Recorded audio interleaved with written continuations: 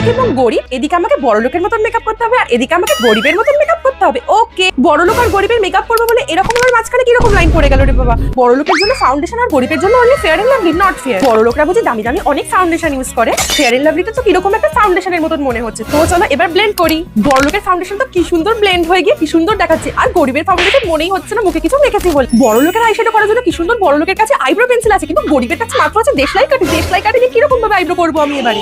মানতে হবে বড়লোকরা কিন্তু অনেক সুন্দর সুন্দর প্রোডাক্ট ইউজ করতে পারে। গরিবের এই দেশলাই কাঠি দিয়ে আইব্রো করতে গিয়ে মনে হচ্ছে আইব্রোর উপর কিরকম একটা হয়ে গেছে। আইশ্যাডোর জন্য বড়লোকদের আইশ্যাডো কালার, কিন্তু গরিবদের এই লিপস্টিক দূর আর ভালো লাগে না। বড়লোকরা যতই দামি দামি প্রোডাক্ট দিয়ে সাজুক না কেন, আমার মনে হয় গরিবরা একটু অল্প সাজলেই ওদের কিন্তু খুব ভালো লাগে। বড়লোকরা তো সুন্দর দেখানোর জন্য নিজেকে একটুখানি মাস্কারা ইউজ করে চোখটাতে, কিন্তু গরিবরা কি ইউজ করে?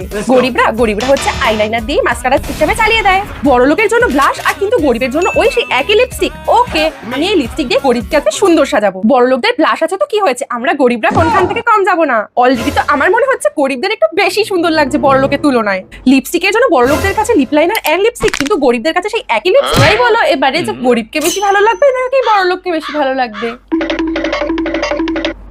তোমরা যদি গরিবকে বেশি ভালোবাসো তাহলে বড়লোক লেখো, আর বড়লোককে যারা বেশি ভালোবাসো তারা গরিব লেখো।